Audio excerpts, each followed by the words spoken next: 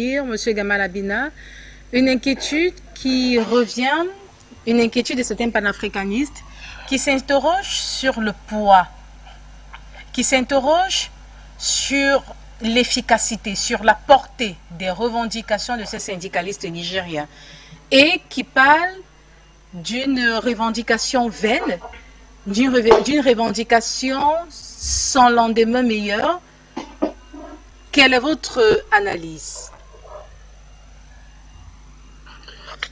Des normes meilleures, une revendication qui est.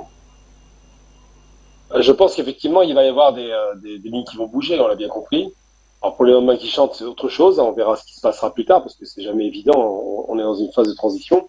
Ce qui conduit souvent les phases de transition à des problématiques, c'est d'abord des pressions extérieures qui vont peut-être pas accepter le changement de donne, à savoir la présence française qui a été réduite et puis sans doute occidentale.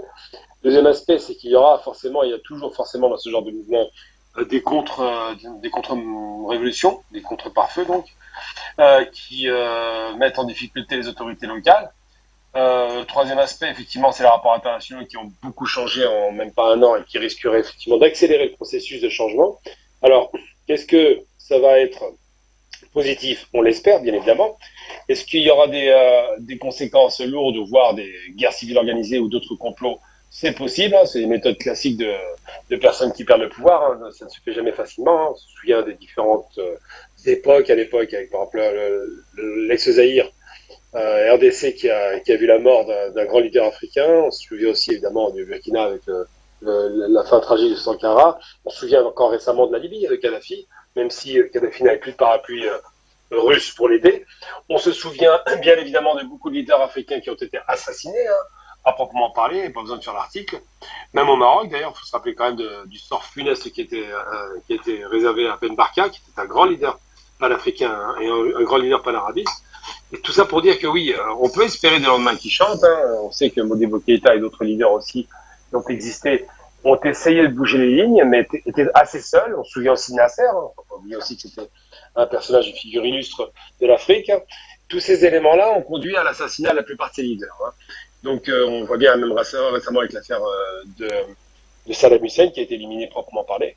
Donc oui, on peut espérer dans le main qui chante, on peut espérer que l'Afrique sera nouvelle, sera indépendante, indépendante de toutes les puissances d'ailleurs, parce que il faut être souverain chez soi et choisir ses partenaires, mais ne pas choisir de nouvelles tutelles, ça va de soi. Et on peut espérer que ces pays de la région finissent, et c'est là que ça risque d'être le point d'orgue le plus intéressant, puisque tout à l'heure on parlait de géoéconomie, finissent par se mettre d'accord sur un principe fondamental, d'abord deux, j'ai envie de dire, culturel, récupérer les langues africaines, arrêter de les ostraciser au profit d'une langue occidentale étrangère. La plupart des pays d'Afrique ont perdu leur souveraineté des pays de langue africaine, sauf l'Éthiopie qui l'a conservée. Donc ça, c'est une question qui doit être posée, à savoir choisir une langue régionale et en faire une langue nationale, ou plusieurs langues nationales, d'ailleurs, c'est pas un problème, parce que les langues africaines sont très belles, elles doivent être parlées et écrites, évidemment. Et puis surtout, l'autre souveraineté, c'est la souveraineté économique. Se débarrasser définitivement de cette monnaie tutélaire qui est le franc CFA. On ne peut pas accepter que la cotation d'une monnaie, qui est quand même un des outils les plus indispensables pour la souveraineté d'une nation et d'une économie, soit faite à l'extérieur, encore une fois.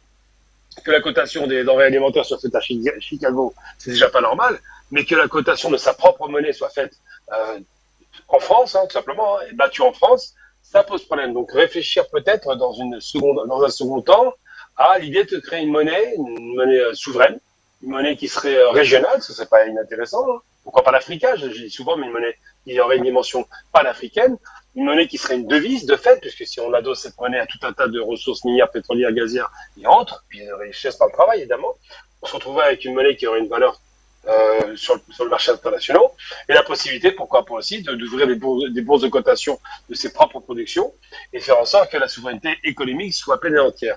Je suis pas un capitaliste chevronné, mais je considère que si vous voulez vaincre avec les armes du capitalisme, il faut utiliser les mêmes méthodes. Donc oui, effectivement, l'émancipation passe d'abord, évidemment, par une émancipation sécuritaire, hein, être capable de garantir la sécurité à l'intérieur de ses frontières et aux frontières. Ensuite, une émancipation culturelle. Je pense que c'est pas anodin le fait que les pays africains parlent tous des langues lusophones, hispanophones, pour certains francophones, anglophones. C'est pas normal. Hein. Je veux dire, on peut pas prendre une langue étrangère alors qu'il y a des langues locales qui existent et qui sont de loin plus intéressantes à exploiter, à raviver. Et puis, évidemment, l'émancipation économique, à savoir la récupération de sa souveraineté sur le franc et sur les moyens de production de richesse internes au pays, externes et les moyens d'échange. Donc, pourquoi pas penser à cette étape, peut-être penser à une monnaie qui serait d'abord peut-être une crypto-monnaie unitaire panafricaine, puis par la suite faire de cette monnaie crypto-monnaie une monnaie souveraine avec un sous-jacent. Je pense qu'il faudrait envisager cela. Si c'est pensé comme ça, il y aura des lendemains qui chantent. Mais il faut vraiment des étapes. D'abord sécuriser, ensuite garantir le partenariat avec des pays étrangers, parce qu'on ne peut pas vivre seul, c'est évident.